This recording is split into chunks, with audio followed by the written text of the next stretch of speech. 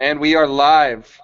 I am here with Ben Kohlmann, Jim Perkins, and Mikhail Grinberg, although it seems like Ben just ducked out of the frame. Sorry, trying to plug my computer in. Hopefully didn't get cold feet on the broadcast. So we're here talking to the leadership of DEF, the Defense Entrepreneurs Forum.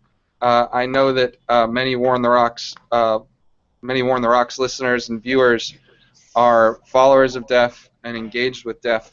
And so thank you all for watching live today. You can ask questions that I will see, and I will moderate them and direct them to these are our three guests here today.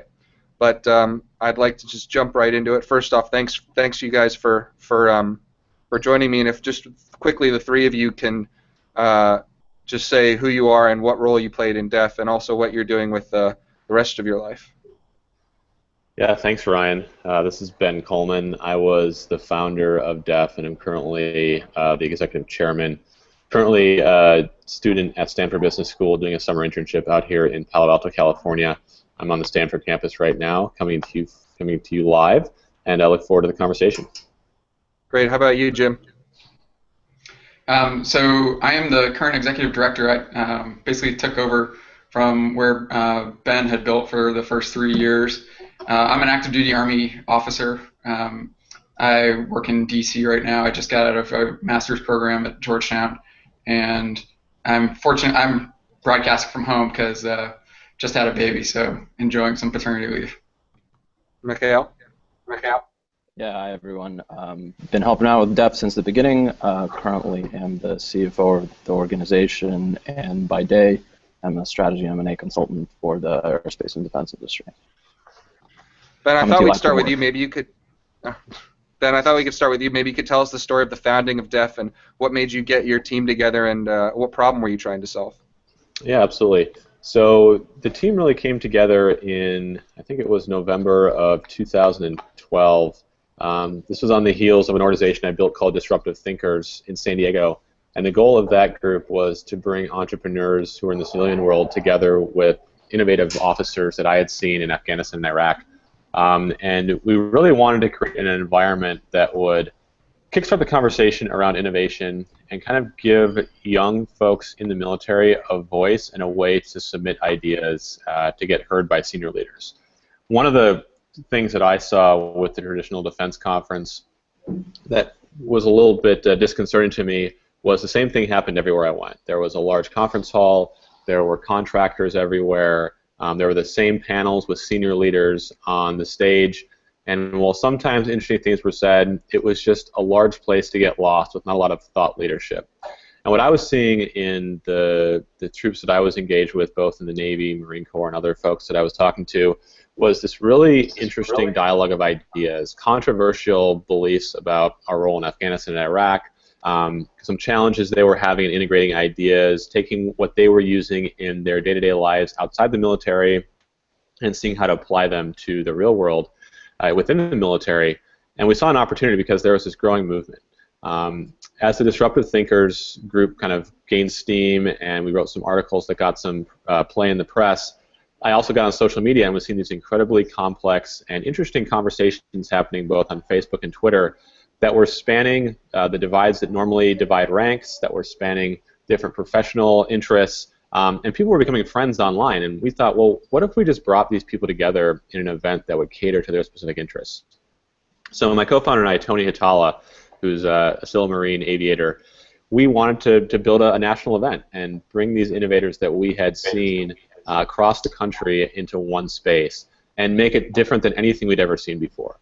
Our focus was to give the stage to young individuals who normally wouldn't have the ability to give their thought pieces to a large audience, and also have interactive elements that would allow for things like design thinking to come to the fore, to tackle problems in a collaborative and meaningful way, and then at the end, pitch these ideas, much like what was happening in startup weekends around the country. So I recruited my first 10 folks who were on the board, multi-service. We had 2 from each service eventually, basically from reading journals like Small Wars Journal and seeing which junior officers popped their heads above the sand to express an opinion that, while controversial, was well thought out and a little bit different than the status quo. And as we assembled this team, we realized that there was a lot of potential and a lot of energy around these ideas. We launched the first event in October of 2013. We had a connection at the Booth School of Business in Chicago, and they graciously hosted us, and they've been a host for us ever since. And we kicked off what's now become a pretty strong movement within the Defense Department to bring these ideas to the fore and give a voice to those who previously didn't have one. That's great. And Jim, why don't you talk a bit about how you became involved with the organization and what sort of your plans are? Sure.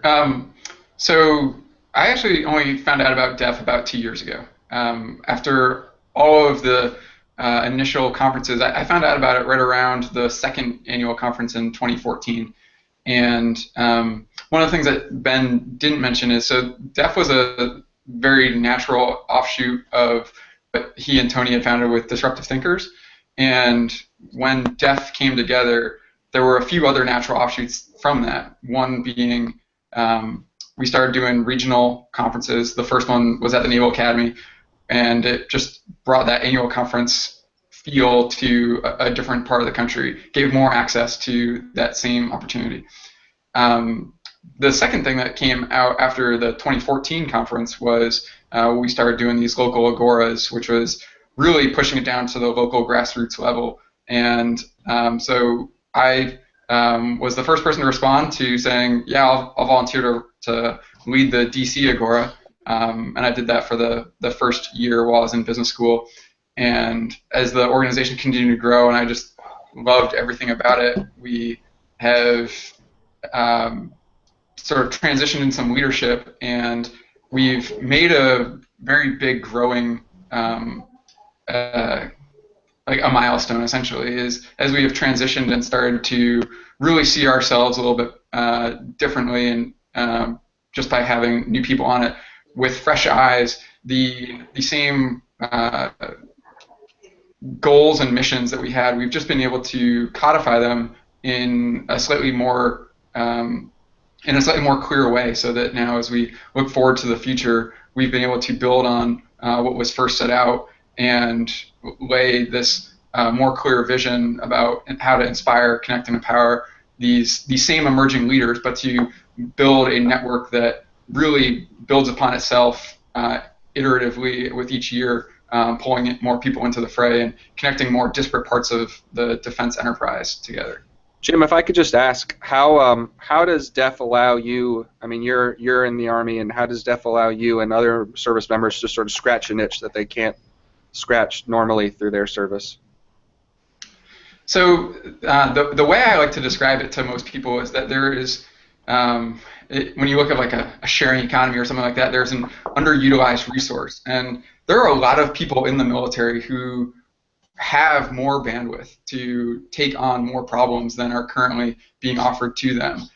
That's the itch that we really fill by letting people have access to an opportunity where a senior leader says, I would like some input on this problem set, or for us to craft our own intrapreneurial or entrepreneurial endeavors to go and seek those out.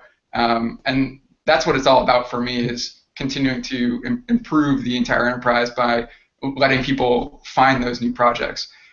In my particular bent, this organization is in and of itself one of those change agents, or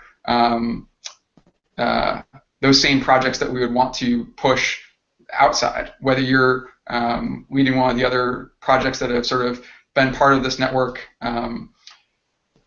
this is one of those other pieces that you can use to scratch that itch if you're not necessarily, if you don't have that right, that particularly new idea that you're going to run with on your own. Being part of this is helping to support other people and their projects, and that to me is a big part of it. That's great. Thanks so much, Jim. And how about you, Mikhail? You're the CFO of the organization. What's sort of been your experience with DEF, and where are things heading? Absolutely. So a couple things from the CFO hat also to mention is that DEF has always had people that helped us out from the beginning. First we sought them, then they started coming to us as well. So whether it was the Smith Richardson Foundation, later the Atlantic Council that currently incubates us, USNI that has sponsored our innovation competitions every year for the last 3 years. Bunker Labs has given us facilities, Chicago Booth, and others. We are still, though young, right? We're now an official and have been for more than a year 501c3 organization that's trying to be solvent going forward. So it's about figuring out those business models and understanding how DEF can go in the future and maintain the community that is excited about it. We have multiple events that I know Jim and Ben are going to talk about later that we sponsor from kind of the national seat as well as kind of charge for events. But in the future, we'll be looking for sponsors and partners that will continue to help us grow. That's great. Thanks so much. And Ben, if I could just turn it back to you, you know, the big thing that we're looking forward to in later this year is the big national conference. Maybe you could tell us a bit about what the first national conference was like, and Jim could maybe tell us then what we have planned for this year, which will sort of show everyone, I think, especially those that haven't been closely following DEF or following it more from afar, how far this organization and really this movement has gone. Yeah, so we took a very dynamic approach to how events should be run. The first year was built around problem statements. So we had about 110 folks show up. And what was interesting about that first year in particular was this was over sequestration. And what happened is, as you know, for many defense and government conferences, the government or the industry pays people to go there. And with the sequestration there, the travel was stopped. And yet people still came on their own time, taking leave to come to this event amongst these innovators. And previous to the event, we had about 8 people submit different problems that they wanted to have worked on. In addition to some of the plenary talks we had from folks, many of whom had either left the service in entrepreneurial paths or were still in the service doing really interesting things, about half of each day was spent in ideation, kind of defining the problem, figuring out what the stakeholders were, and then coming in with prototype solutions. And then Sunday morning we had a pitch competition. And this, honestly, was pretty amateurish. It was our first time doing it. We really didn't know what we were doing, but had an idea of how to create compelling programming. And it seemed to really resonate with people because it was something they hadn't seen before. It was not your traditional event. Again, there were no uniforms allowed. We were all on a first-name basis. You had E5s talking to 07s and 08s in some instances in a collaborative, engaged environment that really broke down the traditional barriers to innovation that occur in our large organization. And what we found was the most powerful elements of that weekend were the unscripted moments when individuals could come together at a happy hour that was sponsored by the organization or over lunch, meeting people they never knew existed but finally had a common interest with. And this spawned many friendships. That's how I met Mikhail and others this first year that have endured to this day. And what it's created is this blossoming network of relationships within and across defense organizations where people are just reaching out and solving problems that previously would not have been solved before because of the restrictive nature of relationships. So from that first year, we took some lessons learned, made the innovation competition more formalized, actually recruited the Naval Institute to put up forward a $5,000 first prize for the winning entry, which was judged by a panel of senior leaders, giving those senior leaders an opportunity to take those ideas and run with them, which we've seen success with in the past. Furthermore, we really refined the vision of TED-style talks for the presenters. Again, focusing on those junior people who had big ideas and giving them the stage for the first time to present those. One of the other lessons we learned was panels are interesting but don't work very well in the context of what we were doing. So we like to keep things, 20 to 30 minutes at most, have time for interaction and questions, while also engaging in group activities. So it may seem kind of contrived, but last year we did the Marshmallow Challenge, which is a team competition between 10 or 12 people at a table, and they try to build a tower out of spaghetti sticks, tape, and then just put a marshmallow on it. And there were lessons we drew from that in terms of teamwork, how do you collaborate across different elements of the organization, and kind of how do you look at the problem from the beginning. So really making it interactive and dynamic for the group. And then the final thing we've started to do are these design sessions where a senior leader will come in with a problem. And last year we had 2. One was Admiral Daly at the Naval Institute asking how do we actually engage with millennials better, and the second being then leader of the Defense Innovation Unit, George Duchek. And we formed 10 to 15 person design consultancies. And for the 2 days in the afternoons, they would break out, use the senior leader's guidance, and we had 2 design thinking facilitators, Josh Marcuse and Zvika Krieger, both of whom are innovators extraordinaire within our ecosystem, lead those and facilitate ideas that are now being implemented by both organizations. So really trying to take the ideas and put them into action within one weekend. And then Jim, I think you've got some new stuff on the horizon for this time around. Yeah, in true startup fashion, I have so much respect and appreciation for what they have started. And Ben, as you can hear in the way he just described it, it's this the first year was this loose prototype of just let's see if this proof of concept will actually be viable. And 110 people came together, and they had this tremendous turnout and enthusiasm for what was being offered, and they iterated and improved upon that. And with this year's transition in leadership, you have some folks like me who I wasn't at the first annual conference or the second. You've got folks like Mikhail who have seen the organization grow, and together, this mix of perspectives, like the three here, we've been able to create something for this year and moving forward. Where one of the things that Ben talked about is, or without using a specific term, is discovery activities. These opportunities that really create the creative friction that connect the different parts of the network, so that your half of a good idea connects to the other half of a good idea that somebody else has. And when you add that to the TED-style talks, the design sessions, and a few other elements of this weekend, you really just have this true opportunity to infuse energy and new ideas into people, to connect different ideas to each other, and to maybe give a few tools, but really to empower that network by enhancing the connections in it, and helping to grow those ideas over that 3-day time. That catalyst has, over the last couple of years, exactly what Ben was talking about through these some of those workshop events, or excuse me, the design events and other aspects that have gone outside.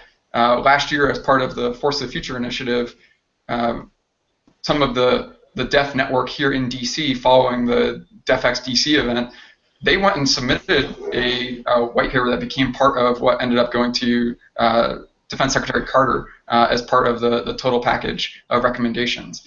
And it is all just pieces like this where you're pulling together from this loose network to really have a much larger impact. And in this annual conference event, I think this year we have been able to refine the original prototype just yet again.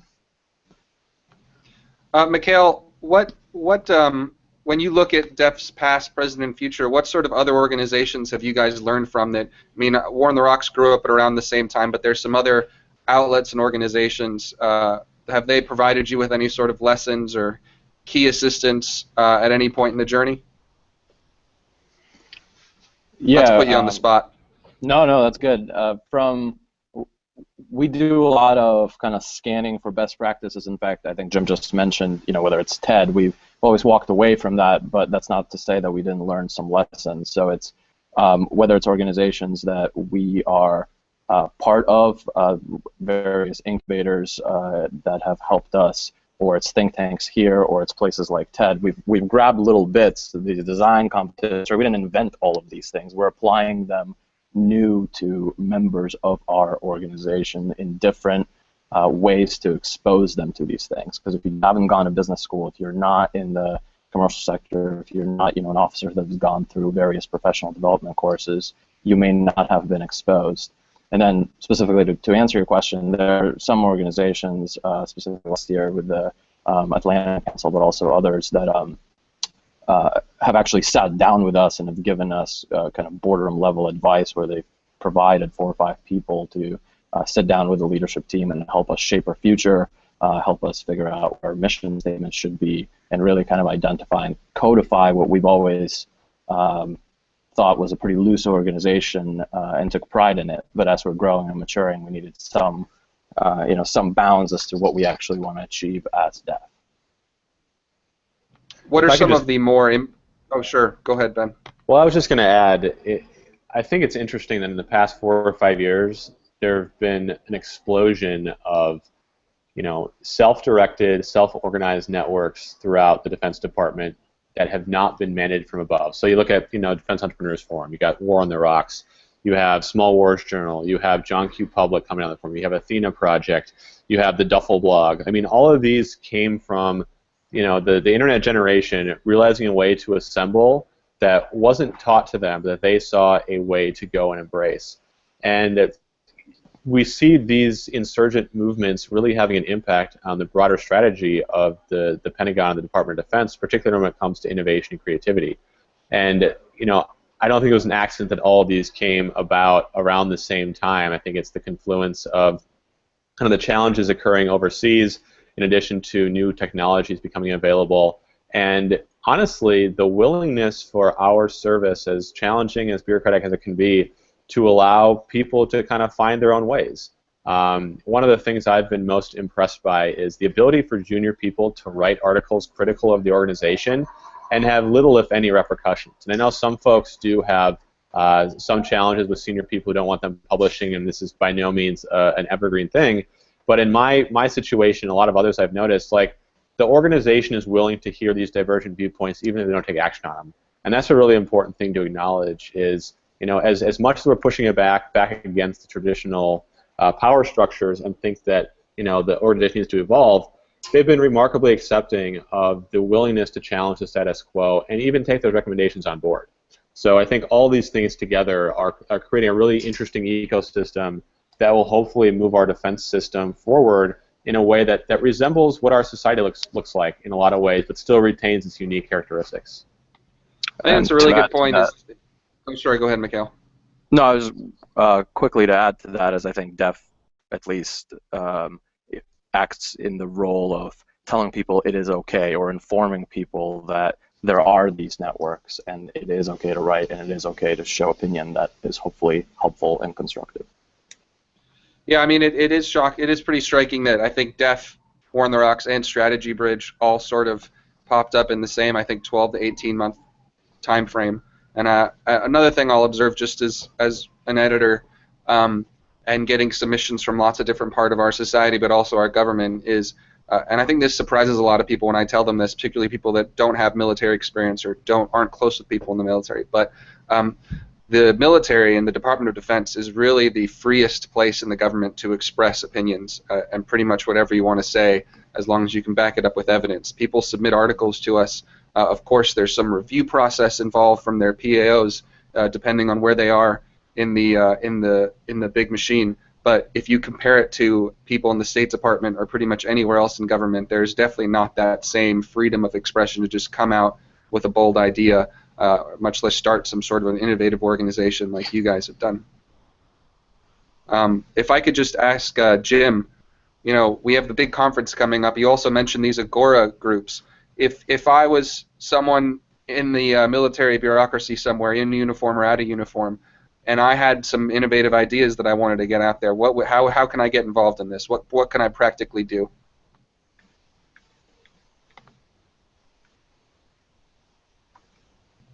Oh, Just can't hear you. sorry, Jim. Could you start over? I think your mic is there. You go. Yeah. So it's something we've been trying to refine over time, because one of the things we are all about is trying to break down those barriers, those silos, and create access to get good ideas out there.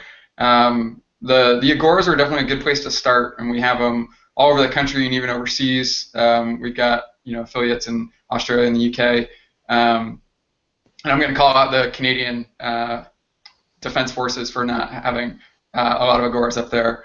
I know you have readership up there.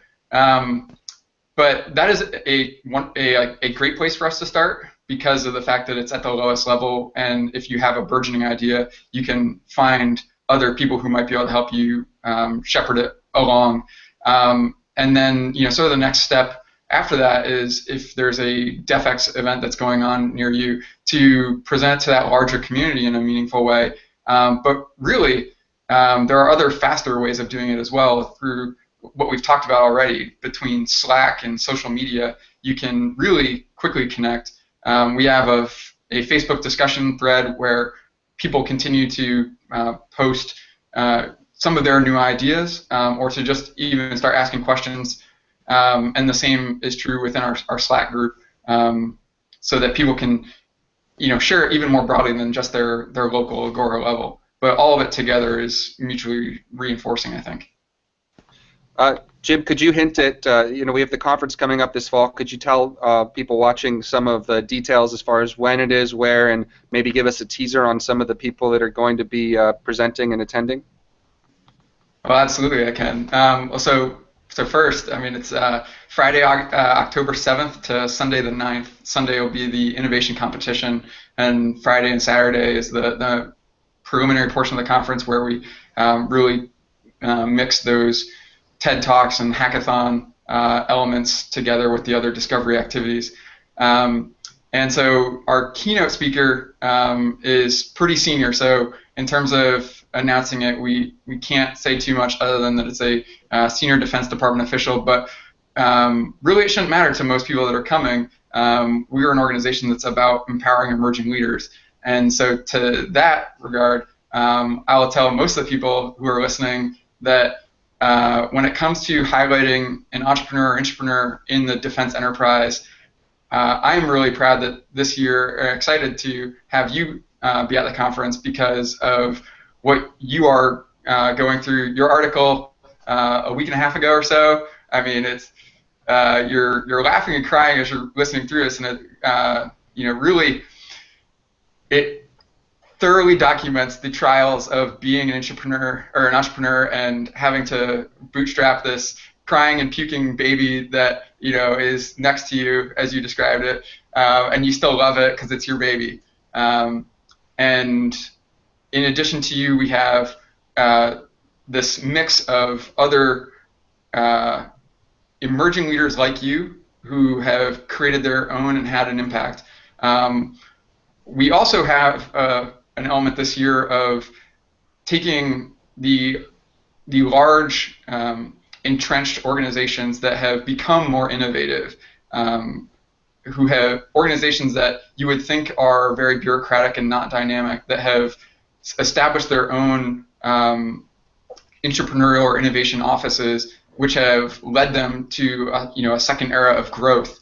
And there are a couple speakers that are going to be talking about that this year. But the big part that I think that most people are appealed to is the opportunity to actually get their hands dirty, to come and work through some projects. And we have two in particular that are lined up, similar to last year, where these are inside the DoD.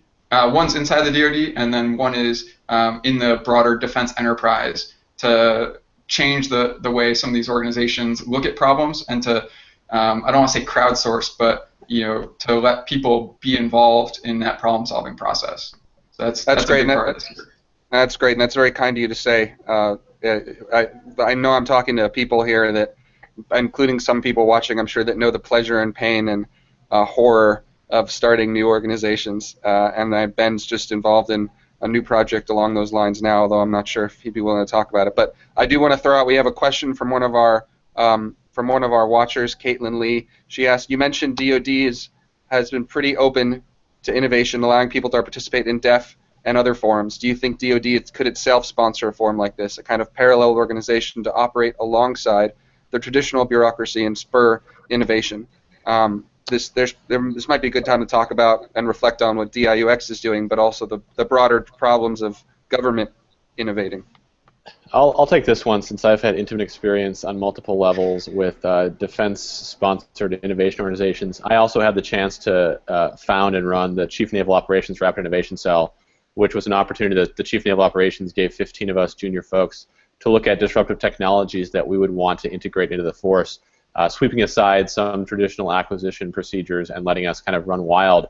And this worked out really well for the first couple of years. We had successes like putting 3D printers on ships for the first time, integrating augmented reality into the experimental process of the Navy, helping with some underwater unmanned vehicles, in addition to helping reform personnel policies. The challenge we found, though, was twofold. The first was, when you pigeonhole an organization to be innovative, then other people feel like it's not their job. And secondly, you always run up against resistance and those within the bureaucracy that don't want to see something like this succeed.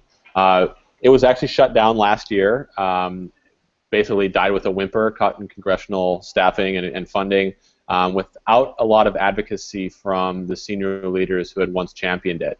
And there are probably some good reasons for that, but I think the broader lesson was it's important to build these ecosystems that are enduring. And so what we did in the course of building this official organization was build a basically secondary network organization that still exists to this day within the Navy. And the Navy's transitioned to this Naval Innovation Network, which is doing similar things to the CRIC, but in a far more distributed way. And I think has the potential to be a little more powerful simply because it has a wider reach. And Ryan, you also mentioned Defense Innovation Union, which I'm a part of as a reservist here in the Valley. And they've had some hiccups as well. I think it's got some potential, but there are also a lot of challenges because when Washington comes to the Valley, it's two cultures that clash inexorably, and we're seeing some of those things manifest themselves out here. But I think absolutely, anytime you can create an organization within your own organization that can advocate for junior people and even senior people with ideas that don't get the voices they normally get, there are powerful things that come from that, most of which is just the networks that are created that create this interdisciplinary collaboration. That's great. To the question, I just think that it absolutely can happen, and that's part of why this year we are excited to have a couple speakers who have been part of large bureaucratic organizations and made some change. Obviously, the DoD is one of the most bureaucratic and largest organizations, so it's got the most deeply entrenched interests. But if it can happen in other Fortune 500 companies, there's the possibility, there's some hope that it can happen here. Mikhail? Yeah, it was to add that this is still about making change within the Department of Defense, and DEF is really a mindset it creates, what Ben was saying, an enduring avenue through which people can kind of understand how to make change within the organizations that they're already in day to day. We've had a couple reactions on social media. First is they really like the model weapon systems behind Mikhail on the shelf. They've been a big. But also, Jim, apparently you look better with a beard, according to someone on Twitter. But anyway, this has been really great. I just want to give each of you guys a final word for about a minute or so before we close out. Why don't we start with you, Ben? Thanks again for having us. I think the thing that I would impart to the audience is if you have an idea, the most important thing you can do is act on it. Everybody who's on this call or this discussion right now has at some point had something they wanted to see change, and instead of waiting for it to happen, built a team to make it happen. And whether it's a harebrained idea or not, the first step to actually changing society and changing organizations is just acting and doing what you think is right. Building a team of advocates, building a team of mentors who can see you through, but ultimately just taking that first step to make something happen. So DEF is really in the business of being action-oriented, being biased towards action, and just seeing things come to reality as much as talking about it. So we'd love for you all to come out, experience it firsthand in October. But even in your own lives, if you see something you want to make change with, go ahead and do it. Jim? So first, thank you very much for the opportunity just to be able to be a part of this interview. One of the things I'd like to share is, as part of innovation, the message that has stayed with me since the beginning is that you cannot demonize the other side. It's something that I've learned about having these frank discussions. It's really easy when we look at all the problems that there are or solutions that could easily be implemented. And especially to Ben's point, where the people on this call and most of the people in the DEF network are action-oriented, where we see a problem and just want to take steps to solving it. When it comes to hacking through a solution, that term hacking often has one connotation, but it really just implies finding a novel and easy way to arrive at that solution. And demonizing or creating enemies on the other side is not necessarily the right way of doing it. And I think that what DEF has been able to do by engaging senior leaders and connecting them with empowered emerging leaders sort of cuts out the middleman without saying that they're the problem.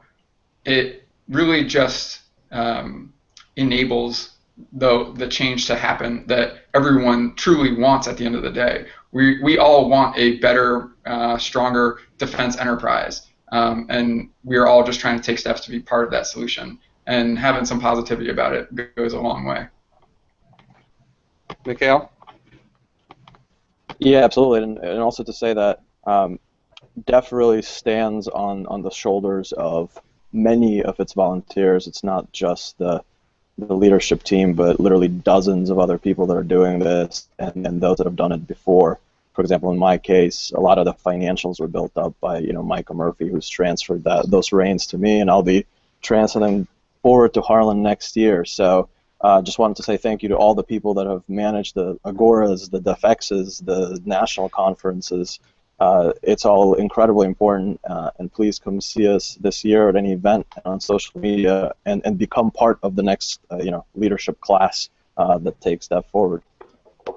Great. Well, thank you for watching this. Please share. This is going to be available as a YouTube video, so please share it with your friends and other people that are interested. The website is defenseentrepreneurs.org.